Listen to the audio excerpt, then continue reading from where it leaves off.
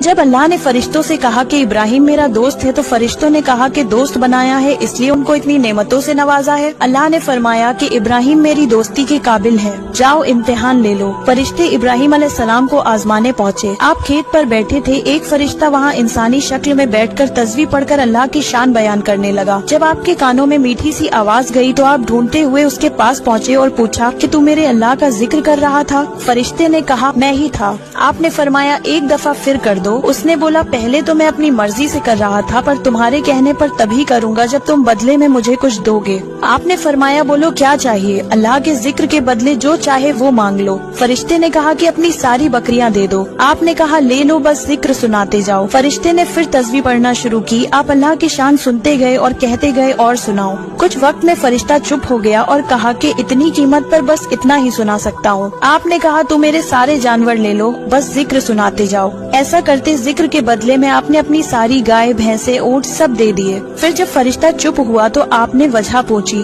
फरिश्ते ने कहा अब तुम्हारे पास कुछ नहीं है, अब क्या दोगे? आपने फरमाया कि अब तुम इतने जानवरों के मालिक हो, इनकी रखवाली के लिए तुम्हें गुलाम तो चाहिए होगा, तुम मुझे गुलाम रख लो, पैसे ना देना, खाना ना देना, बस मेरे अल्लाह का जिक्र सुनाते जाना। ये सब सुनकर फरिश्ता रो पड़ा और कहने लगा कि मैं आपके रब का फरिश्ता हूँ, आप वाकई में इस काबिल हैं कि अल्लाह ने आपको दोस्त बनाया है।